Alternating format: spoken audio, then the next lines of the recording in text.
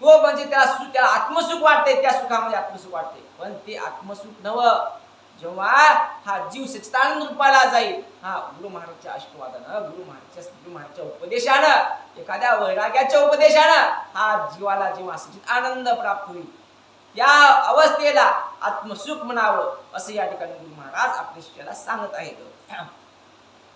मनांगी बहुच पळता, परे वस्तू न पावे तत्वता, संकल्प नावे शून्यता, मनाशी पडे.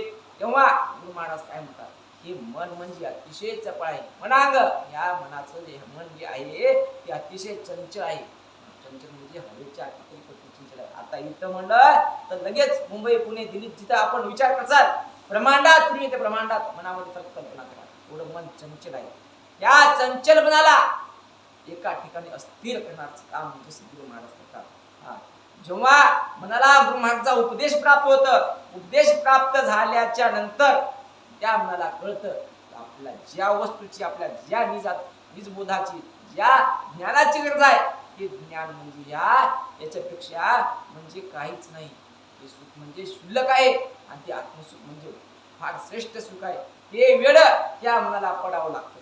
मग मात्र त्या परमानंदाला भेटण्याचा जेवढा मनामध्ये आठास निर्माण होतो, त्याचे एवढं सुख कोणतं सुख नाही, असं या ठिकाणी गुरु महाराज आपल्या शिष्याला सांगत आहेत. मनाशी वस्तूची सोय, धरिता गजबजली ठाय, काही न बोलो निराय, मनाची तोटावला. म्हणजे या ठिकाणी जसं मनाला एखादा छंद लागला, एखादी वस्तू घेण्याचा, वस्तू घेऊन आपला आनंद घ्यायचा आहे त्या गोष्टीचा, असं जर मनाला वाटलं तर मन आधी गजबजते, मनामध्ये त्या ध्यास लागते त्या गोष्टीचा, अगोदर मन त्याकडे वळतंय. आधी आपल्या ती वस्तू कधी घ्यावं आणि त्या वस्तूला कधी व्हावं, मनाची उलटा पालत होते, आपण त्या गोष्टीकडे कधी जावं. तसं ह्या ठिकाणी गुरु महाराज म्हणतात, तशी उलटा पालत आपल्या मनामध्ये झाली पाहिजे. त्या गुरु महाराजांसोबत ज्या परमात्म्याला आपल्याला भेटायचंय, त्याची मनामध्ये आसक्ती निर्माण झाली पाहिजे, मनामध्ये त्याचा लोभ निर्माण झाला पाहिजे. आपण कधी त्या परमात्म्याला भेटतो, त्याचा अनुभव आपण कधी घेतो, त्याच्या अनुभव कधी प्राप्त होतो, हे सुख म्हणजे आत्मसुख होय, असं या ठिकाणी गुरु महाराज आपल्या शिष्याला सांगत आहेत. वस्तू पाहता मागे पुढे, पाहता कोठे ना तुळे, मन भांबावले झाले वेडे, मनाचे हरपले मन. मग आपण या गोष्टीमध्ये गेल्याच्या नंतर जर आपल्या वस्तू सापडला गेली तर मन काय होते, भांबावून जाते, मनाची चलबिलता वाटते, कुठं पाहू कुठं शोधू, एखादी वस्तू हरपल्याच्या नंतर मन मात्र हरपून जाते. तसं ह्या गोष्टीमध्ये सांगत असताना गुरु महाराज काय म्हणतात, त्या निज वस्तूला भेटल्याच्या नंतर, त्या वस्तूचा आपल्या लोभ लागल्याच्या नंतर, आपल्याला कामना लागल्या, त्या भगवंताची कामना लागल्याच्या नंतर आपलं मन या स्वानंद सुखासाठी, त्या चित्तानंद रूपा भेटण्यासाठी काय होते, मन आतुर होते, आतुर. म्हणजे ही अवस्था प्राप्त झाली पाहिजे, आपलं मन त्या भगवंताला भेटण्यासाठी आतुर झालं पाहिजे, मनामध्ये चलबिचल उत्पन्न झाली पाहिजे. मी जेव्हा कधी जाऊ त्या भगवंताला कधी भेटू, भगवंतासोबत माझी कधी एकता होईल, त्या सद्गुरू महाराजांना आपल्या भेट कधी घालून देतील भगवंतासोबत, त्या परमात्माला मी कधी भेटू, त्या दर्शन कधी घेऊ, ही मनामध्ये वाटलं पाहिजे. ते सुख म्हणजे आत्मसुख होय, असे या ठिकाणी गुरु महाराज आपल्या शिष्याला सांगत आहेत.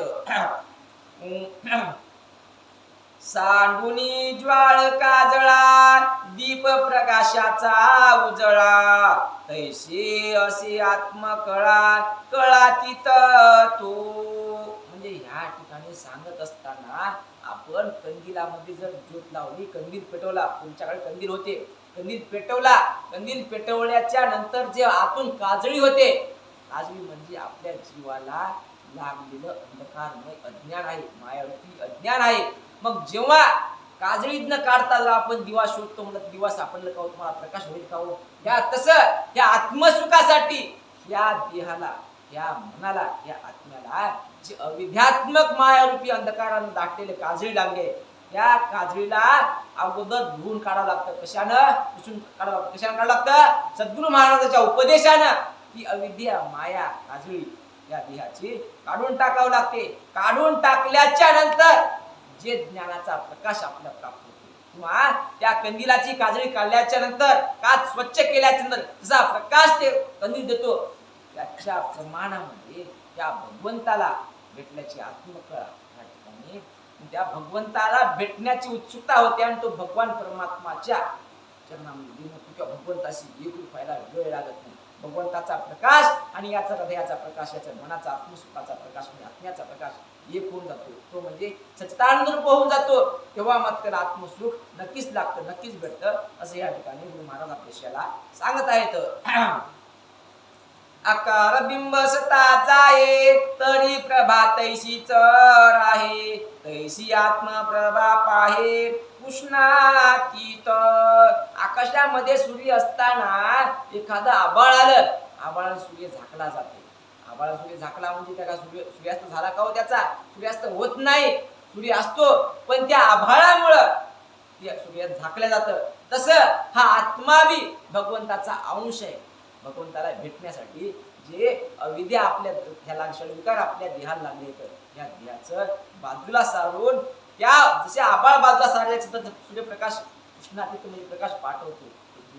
या सृष्टीला भगवंत सूर्यदेव प्रकाश देतात, ऊन देतात. तसं ह्या आपल्या हृदयाला, आपल्या आत्म्याला, आपल्या मनाला जे अज्ञानाचा अंधकार घातलाय त्या अंधकाराला काढून तर आत्मसुखा आत्मामध्ये आपण डोकावून पाहिलं तर तो भगवान परमात्मा नक्की दिसेल. या ठिकाणी गुरु महाराज म्हणत आहेत की डोळा कहा दुनिया मागे देखणे दवडेनी वेगे, माझी देखुनी सर्वांगे सर्वत्र वस्तू. मग त्या आत्मसुखानं, मग त्या आत्मबोधानं, भगवंताच्या गुरु महाराजाच्या आशीर्वादानं जे ज्ञान प्राप्त झालं, ते ज्ञान प्राप्त झाल्याच्या नंतर तर आपण कुठेही पहा, जिकडे तिकडे पाहे माझे सगुण दयाळ.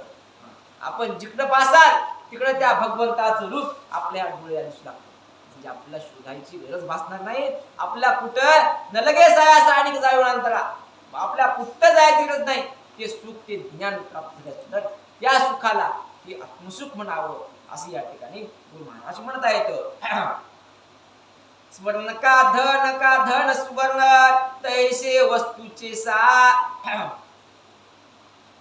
स्वर्ण का धन सुवर्ण तैसे वस्तूचे साधन, वस्तूचे नी होय. मग ते स्वात्मचा अनुभव आल्याच्या नंतर, स्वात्म सुरू झाल्याच्या नंतर म्हणजे धन आणि स्वर्ण एकच होऊन जाते. पैसा असं तर आपलं सोनं घेता येते किंवा सोनं असेल तर सोनं म्हणून पैसा घ्यायचे, म्हणजे दोघांची किंमत दोघं आपल्यासाठी सारखं सत्य देतात, सारखंच किंमत देतात. तसं जेव्हा या स्वात्माचा अनुभव आला, सद्गुरु महाराजच्या कृपाने स्वात्माचा अनुभव आल्याच्या नंतर मग भगवान परमात्मा आणि हा जीव एक होऊन जातो. जसं सोनं आणि संपत्ती एक होऊन जातं, तसं हा जीव आणि तो भगवान परमात्मा शिव म्हणजे जीव शिव ऐक्यभाव प्राप्त या ठिकाणी. आणि ते आनंद जेव्हा प्राप्त होतं त्याला स्वात्मभव आनंद म्हणावा असे या ठिकाणी गुरु महाराज म्हणत आहेत.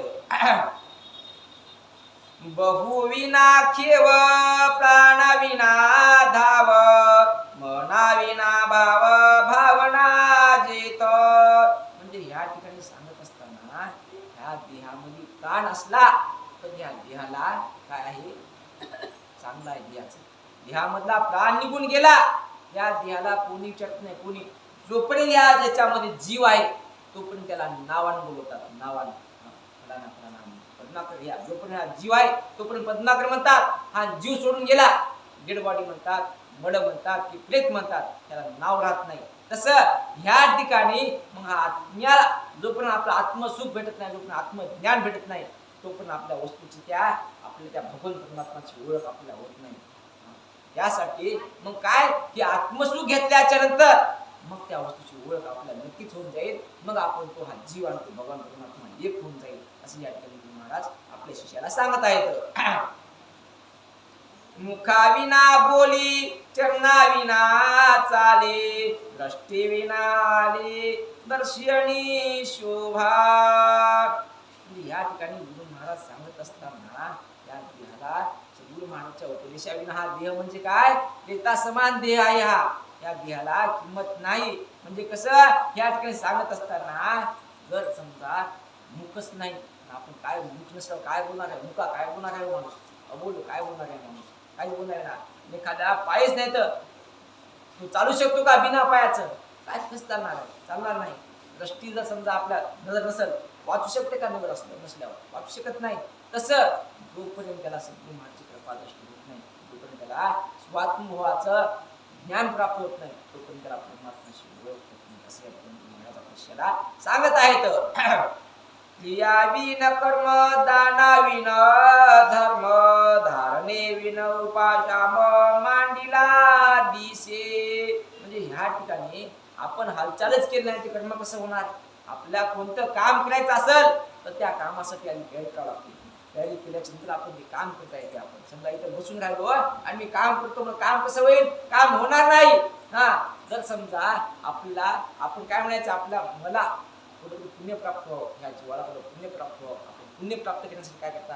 दान, धर्म, अन्नदान, साधू संतांची सेवा, भगवंताला दक्षिणा, भगवंताचे म्हणजे देणगी देणं, अशा गोष्टीमध्ये आपल्याला काय वाटतं की आपण हे केल्यास आपल्याला पुण्य प्राप्त होते. जर समजा आपण दान धर्म केलं नाही, काहीच केलं नाही, आपल्या अधोगतीकडे जाण्याचा मार्गाने गेल्या तर आपल्या पुण्य प्राप्ती होत नाही, ती अधर्म क्रिया झाली.